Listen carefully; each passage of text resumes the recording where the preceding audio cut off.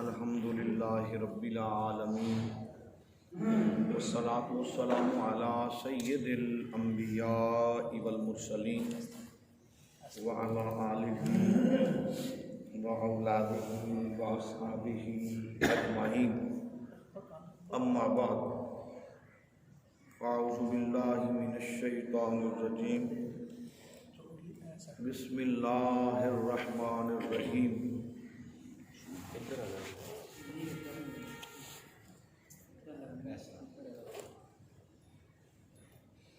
اگلی رکی ہو گیا، ختم ہو گیا۔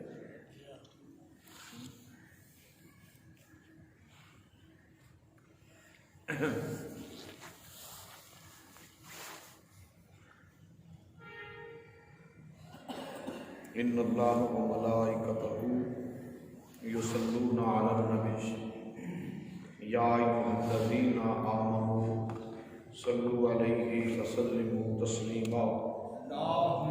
اللہم صل علی سیدنا مولانا محمد المصطفیٰ بدیع العطاء وبحر الوفاء بدیع الجمال وبحر الشفاء سیدنا ابی الزہراء وآلہ وبارک وسلم۔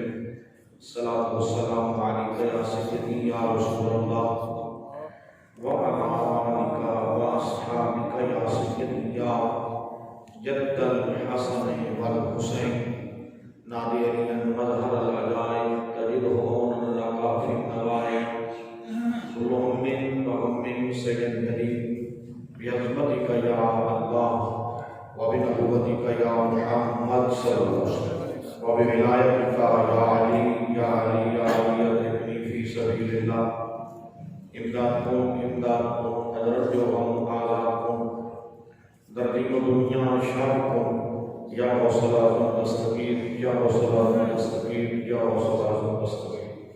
نہایت ہی واجب الاحترام سامعین کرام، اللہ رب العزت کا خاص لطف و احسان ہے جس کی توفیق کے خاص سے میں اور آپ جمعۃ المبارک کی ببرکت نماز کے لیے حاضر ہیں۔ اللہ رب العزت آپ کی اور میری حاضری کو اپنی بارگاہ عالیہ میں شرف قبولیت عطا فرمائے۔ ہم گزشتہ جمعۃ المبارک سے اپنے قریبی رشتہ داروں کے حقوق بیان کر رہے تھے، اور آج کے جمعۃ المبارک پر ہم پڑوسیوں کے حقوق کے متعلق چند ضروری گزارشات عرض کرنا چاہیں گے۔ دعا فرمائیں کہ خالق کائنات ہمیں حق کو بیان کرنے کی اور حق پر عمل کرنے کی توفیق عطا فرمائے۔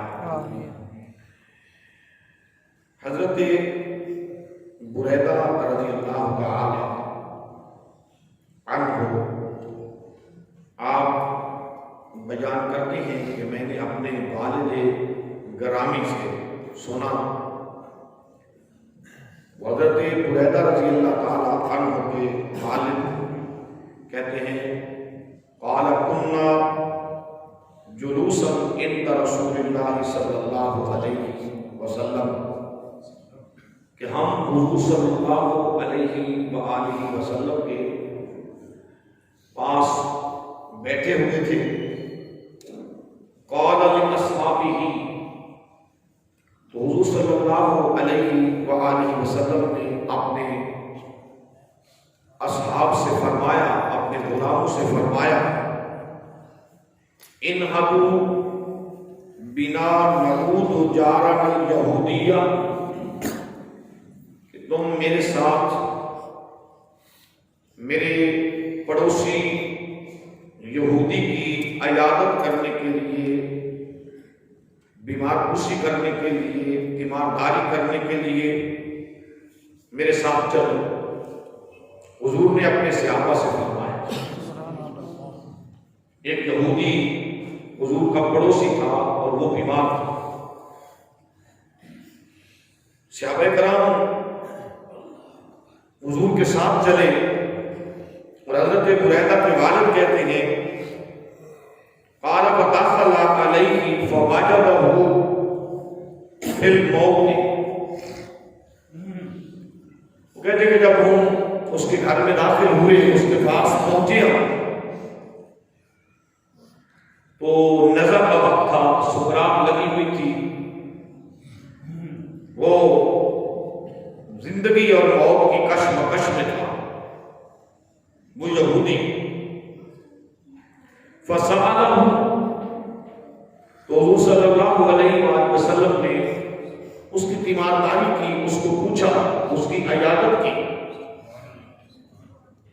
ثم قال، پھر نبی کریم صلی اللہ علیہ وآلہ وسلم نے فرمایا، ثم قال اشہد ان لا الہ الا اللہ وانی رسول اللہ۔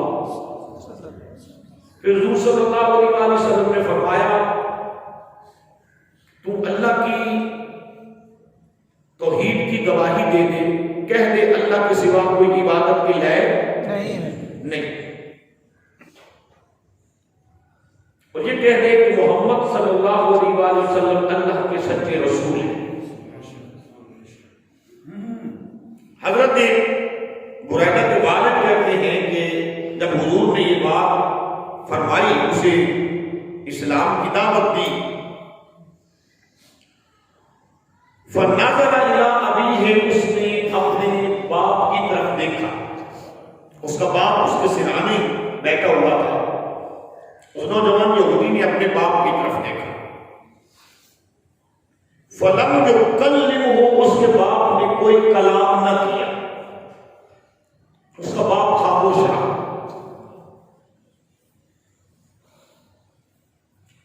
فقال لہم نبی صلی اللہ علیہ وآلہ وسلم، حضور صلی اللہ علیہ وآلہ وسلم نے پھر اسے کہا، دوسری مرتبہ کہا، حضور نے فرمایا، اشہد ان لا الہ الا اللہ وانی رسول اللہ، کہہ دے کہ اللہ کے سوا کوئی عبادت کے لائق نہیں، اور محمد صلی اللہ علیہ وآلہ وسلم اللہ کے سچے رسول ہیں۔ فنظر الی ابیہ، پس اس نے اپنے باپ کی طرف دیکھا، دوسری مرتبہ جب حضور نے فرمایا کہ کہہ دے اللہ کے سوا کوئی عبادت کے لائق نہیں، اور میرے متعلق ہے کہ میں اللہ کا سچا رسول ہوں، اس نے دوسری مرتبہ اپنے باپ کی طرف دیکھا۔ جب دوسری مرتبہ اس نے اپنے باپ کی طرف دیکھا، فقال ابوہ، دوسری مرتبہ اس کے باپ نے، اس یہودی کے باپ نے کہا، اشہد لہو، کہا کہ جو کچھ یہ کہتے ہیں ان کی گواہی دے دے، تو کہہ دے، جو یہ کہتے ہیں وہ تو کہہ دے۔ انہوں نے کہا اشہد ان لا الہ الا اللہ وان محمد رسول اللہ، انہوں نے کہا میں گواہی دیتا ہوں کہ اللہ کے سوا کوئی عبادت کے لائق نہیں، اور محمد صلی اللہ علیہ وآلہ وسلم اللہ تعالیٰ کے رسول ہیں۔ جب اس نے یہ کلمہ پڑھ لیا، توجہ فرمائیے گا، یہ جو بچے آپ ساتھ لے آتے ہیں تو بچوں کو اپنے پاس بٹھایا کریں۔ جب اس نے کلمہ پڑھ لیا تو حضور صلی اللہ علیہ وآلہ وسلم نے اس کا کلمہ سنا، حضور نے اس کا کلمہ سنا۔ فقال النبی صلی اللہ علیہ وسلم الحمدللہ الذی انقذ بی نسبک من النار، حضور صلی اللہ علیہ وآلہ وسلم نے فرمایا، اے اللہ تیرا شکر ہے، اے اللہ تیرا شکر ہے کہ ایک اپنے بندے کو تو نے میری وجہ سے دوزخ کی آگ سے بچا دیا۔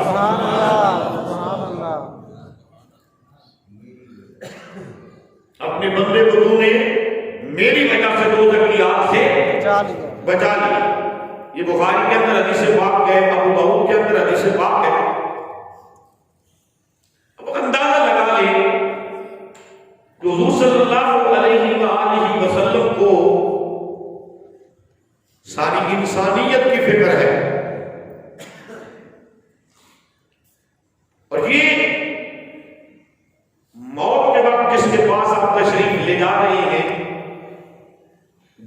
نہیں ہے، دشمن ہے، مسلمان نہیں ہے، بلکہ کیا ہے؟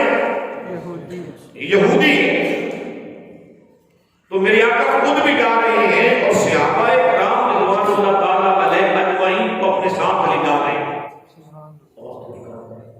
صحابہ کرام رضوان اللہ تعالیٰ علیہ اجمعین کو اپنے ساتھ لے جا رہے ہیں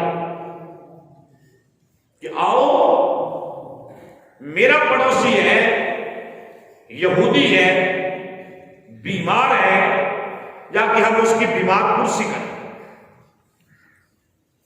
اب آپ اندازہ لگا لیں کہ ہم مسلمان ہو کر سگا بھائی بیمار ہوتا ہے، ساتھ مسلمان کا گھر ہے، وہ بیمار ہو، لاچار ہو، غمخوار ہو، پریشان حال ہو، ہمیں اندازہ تک نہیں ہوتا، ہمیں فکر نہیں ہوتی۔ اور جس نبی کا ہم کلمہ پڑھتے ہیں، لا الہ الا اللہ محمد الرسول اللہ، اور جس نبی کی غلامی پر ہمیں ناز ہے، غلام ہونے پر ناز ہے، وہ نبی خود بھی چل کے جا رہے ہیں، اپنے غلاموں کو بھی لے جا رہے ہیں، اور جا بھی یہودی کے پاس رہے ہیں۔ اور پھر اندازہ لگا لیں، ایک مرتبہ کلمہ، ایک مرتبہ دعوت دے دی، اللہ کی توحید کی، اپنی رسالت کی، تو کیا کافی نہیں تھی؟ حضور نے دوسری مرتبہ دعوت دی، اور میرا دل تو یہ کہتا ہے کہ اگر وہ دوسری مرتبہ بھی قبول نہ کرتا تو میرے آقا اس وقت تک اس کے گھر سے نہ آتے جب تک اس کے سینے میں ایمان کا دیا روشن نہ کروا لے۔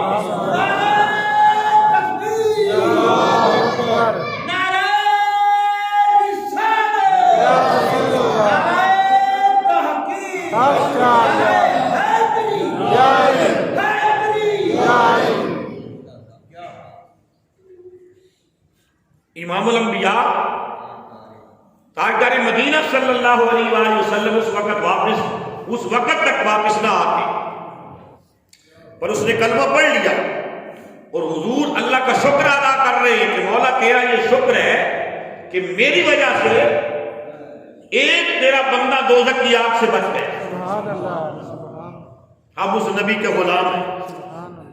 ملا علی قاری اس حدیث پاک کے ضمن میں لکھتے ہیں، اس کی شرح کرتے ہوئے لکھتے ہیں کہ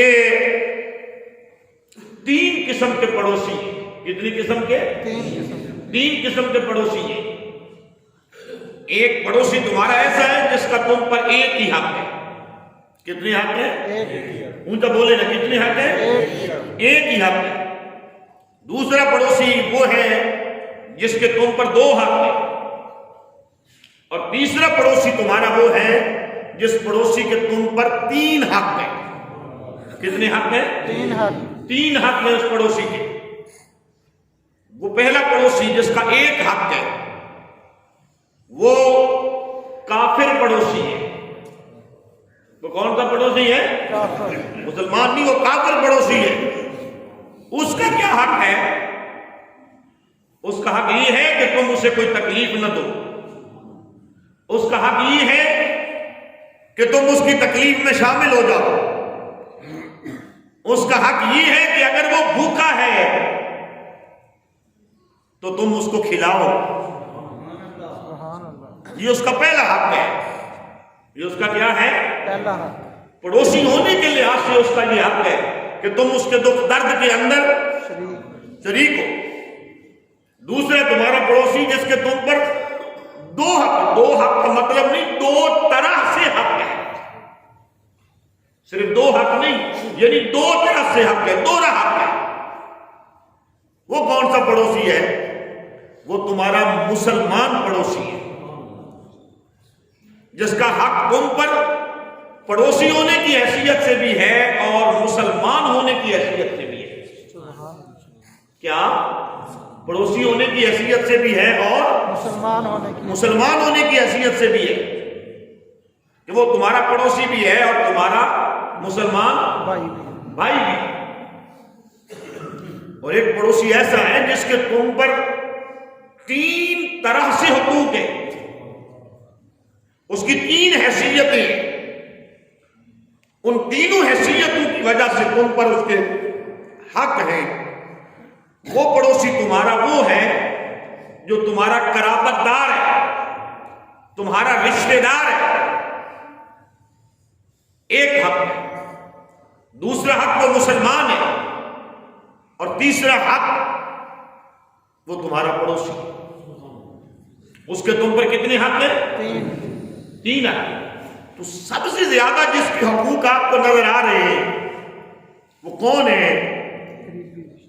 وہ آپ کا بھائی ہو سکتا ہے، وہ آپ کی بہن ہو سکتی ہے، جو مسلمان بھی ہے، پڑوسی بھی ہے، آپ کا بھائی بھی ہے، آپ کی بہن بھی ہے، آپ کا چچا داد بھائی ہے، آپ کی چچا داد بہن ہے۔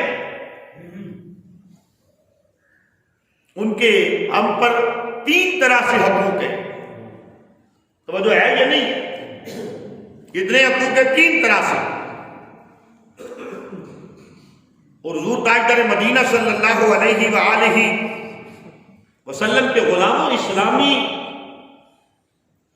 طرز تعلیم جو ہے،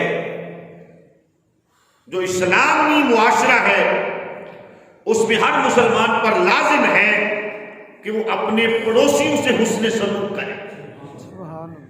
کیا کرے؟ اپنے پڑوسیوں سے حسن سلوک کرے۔ بولے نا، حسن سلوک، اونچا بولے، حسن سلوک کرے۔ کس کے ساتھ؟ اپنے پڑوسیوں کے ساتھ، اور اپنے پڑوسیوں کا احترام کرے۔ آپ کا پڑوسی بڑا ہے تو اس کا ادب کرے، احترام کرے، چھوٹا ہے تو اس کے ساتھ آپ شفقت کا انداز اپنائیں۔ بات کو سمجھ آئی نا؟ پھر اپنے پڑوسیوں پر احسان کریں، اپنے پڑوسیوں کو اذیت نہ دیں، اور کسی اور کو بھی اپنے پڑوسیوں کو اذیت دینے نہ دیں، نہ خود انہیں تکلیف دیں، نہ کسی کو اپنے پڑوسی کے لیے تکلیف کی اجازت دی۔ تو بات کی سمجھ آ گئی یہ نہیں آ گئی؟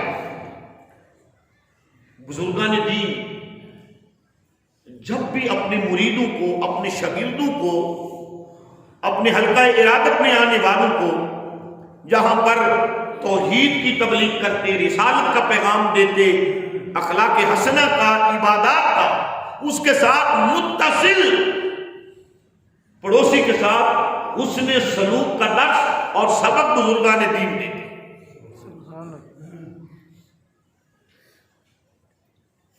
ایک پڑوسی کے دوسرے پڑوسی پر بہت زیادہ حقوق ہیں۔ فرمایا کہ جو خیر تم اپنے لیے چاہتے ہو، جو خیر، بولے نا آپ، اپنے لیے چاہتے ہو، جو خیر تم اپنے لیے چاہتے ہو، جو بھلائی تم اپنے لیے چاہتے ہو، جو کامیابی تم اپنے لیے چاہتے ہو، جو عزت تم اپنے لیے چاہتے ہو، اسی طرح بھلائی تم اپنے پڑوسی کے لیے بھی چاہو، اسی طرح عزت تم اپنے پڑوسی کے لیے بھی چاہو، اسی طرح مال و رزق تم اپنے پڑوسی کے لیے بھی چاہتے رہو جس طرح اپنے لیے چاہتے ہو۔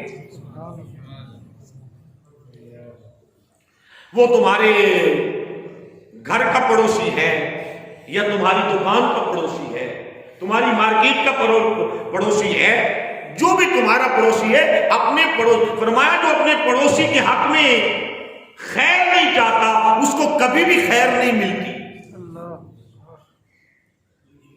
میں نے کیا کہا؟ جو اپنے پڑوسی کے حق میں خیر نہیں چاہتا اپنے پڑوسی کے لیے، اس کے لیے خیر کے دروازے نہیں کھلتے، اس کے لیے خیر کے دروازے بند کر دیے جاتے۔ اب اندازہ لگا لیں، ایک دکاندار کی حیثیت سے اندازہ لگا لیں، کاروباری کی حیثیت سے اندازہ لگا لیں، ایک معاشرے کے اندر آپ کے گھر کا جو پڑوسی ہے اس کے متعلق آپ اندازہ لگا لیں کہ کہاں کمی آتی ہے، کہ کبھی ہم غیبت کرتے ہیں، کبھی ہم چغلی کرتے ہیں، کبھی ہم حسد کرتے ہیں۔ اب آپ کی سمجھ آئی یا نہیں آئی؟ یہ مسلمان کی شان نہیں، یہ مومن کی صفات نہیں ہے، بلکہ محمد بن عبداللہ بن سلام رضی اللہ تعالی عنہ وہ بیان کرتے ہیں کہ حدیث پاک کے اندر فرمایا من کان یؤمن باللہ، جو ایمان لے آیا اللہ پر. من کان یؤمن باللہ والیوم الآخر فلیکرم جارہ.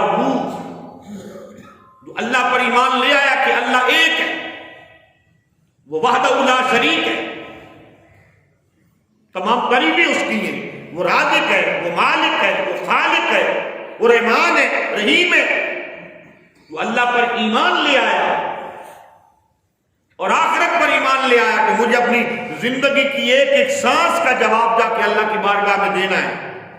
من کان یؤمن باللہ والیوم الآخر، جو اللہ پر ایمان لے آیا اور آخرت پر ایمان لے آیا، فلیکرم جارہ، تو اس کے لیے ضروری ہے کہ وہ اپنے پڑوسی کا احترام کرے.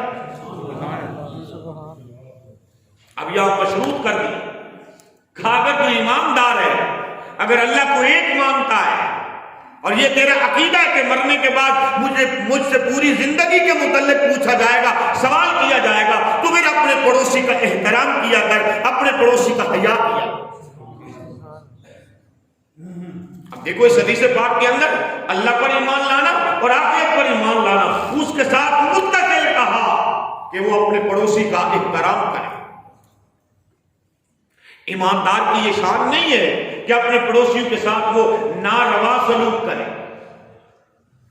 ایماندار کی یہ شان نہیں ہے کہ وہ اپنے پڑوسیوں سے بے خیال ہو جائے، ان کا خیال ہی نہ رکھے. وجہ ہے یہ نہیں ہے. پڑوسی کے پڑوسی پر حقوق ہیں، حدیث پاک کے اندر ان کی وضاحت کی گئی ہے.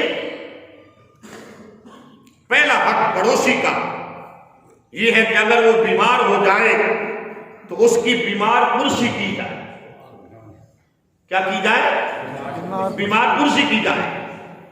اور بیمار پرسی یہ نہیں ہے کہ جائے اور پوچھے کیا حال ہے، وہ ٹھیک ہے آ جائے. اگر اس کے پاس علاج معالجے کے پیسے نہیں ہیں تو وہ جتنی اس کی مدد کر سکتا ہے، ہیلپ کر سکتا ہے، اس کی مدد کرے، اس کی ہیلپ کرے. کہ مولوی صاحب آپ کیا کہہ رہے ہیں؟ یہاں تو بھائی بھائی کی ہیلپ کرنے کے لیے تیار نہیں ہے، آپ پڑوسی کے متعلق کہہ رہے ہیں. وہ جو ہے یہ نہیں ہے. مگر جس نبی کا ہم کلمہ پڑھتے ہیں اس نبی کا یہ حکم ہے. میری طرف توجہ فرمائیے گا. جس نبی کا ہم کلمہ پڑھتے ہیں اور بڑے مان سے کہتے ہیں کہ ہم مدینے والے رسول کے امتی ہیں، اس نبی کا حکم ہے. سبحان اللہ. اس نبی آخر الزمان کا حکم ہے. دوسرا حق پڑوسی کا یہ ہے کہ اگر وہ فوت ہو جائے تو اس کے جنازے کے ساتھ شامل ہوا جائے. کیا ہوا جائے؟ اس کے جنازے کے ساتھ بولی، اس کے جنازے کے ساتھ شامل ہوا جائے. اگر وہ فوت ہو جائے وہ جو ہے یہ نہیں ہے. اگر وہ فوت ہو جائے تو اس کے جنازے کے بڑی خراب ہے، وہ فوت ہو جائے تو اس کے جنازے کے ساتھ شامل ہوا جائے. یہ پڑوسی کا حق ہے. مگر ہم کیا کرتے ہیں؟ پڑوسی غریب ہو تو پھر اپنے کسی بال کو بھیج دیں گے، بچے کو بھیج دیں گے. امیر ہو تو پوری فیملی یعنی سارے کے سارے مرد اس کے جنازے کے ساتھ جائیں گے.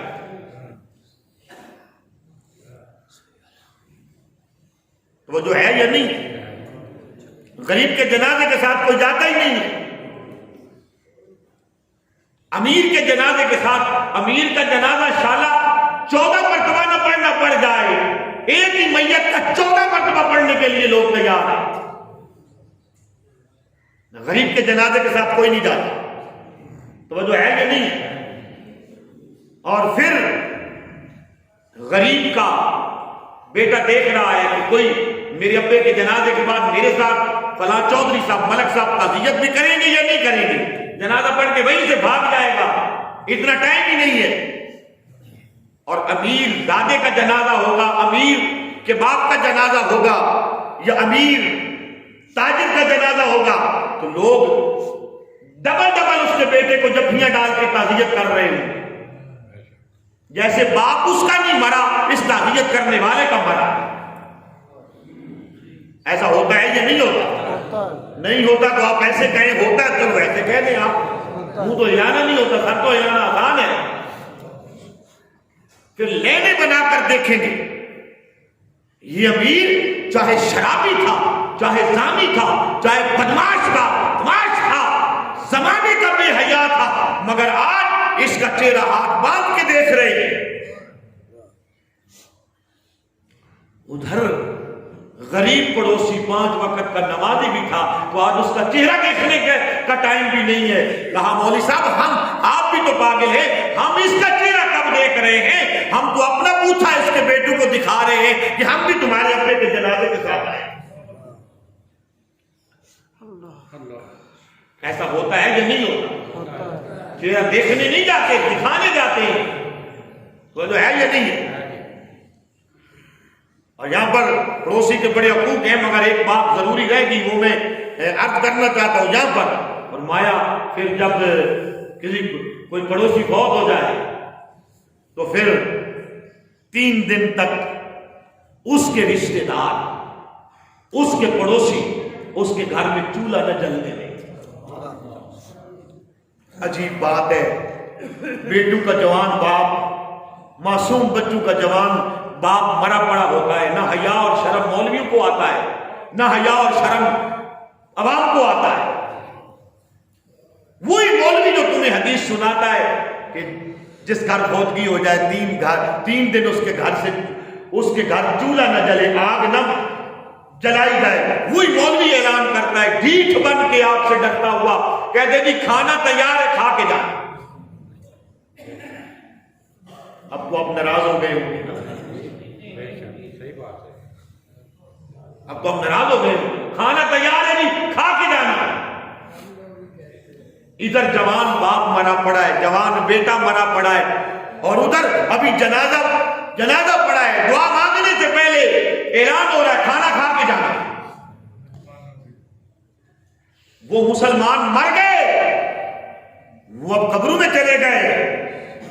کہ اگر محلے کے اندر ایک فوتگی ہو جاتی تھی تو 3 دن کیا 40 دن تک اس گھر کے اندر چولہا نہیں جلنے دیتے تھے. کبھی کوئی رشتہ دار کھانا پر جناب علی بھجوا رہا ہے, کبھی کوئی رشتہ دار کھانا بھجوا رہا ہے, کبھی کوئی پڑوسی کھانا بھجوا رہا ہے کہ ان کا جوان بیٹا فوت ہو گیا, جوان باپ فوت ہو گیا. بولو نا ایسے ہوتا تھا یا نہیں ہوتا تھا؟ ہاتھ کھڑا کرو نا جنہوں نے یہ زمانہ دیکھا ہے. ہوتا تھا نا. اب وہ بھی تو کلمہ پڑھنے والے تھے, ہم لوگ بھی تو کلمہ پڑھنے والے ہیں. وہ جو ہے یعنی ہم لوگ بھی تو کلمہ پڑھنے والے ہیں. اگر مولوی صاحب اعلان نہ کرے تو مولوی صاحب تو ساڑھے ابے دن مرنے پہ اعلان نہیں کیتا, کھانے کا کل چھٹی کر دو.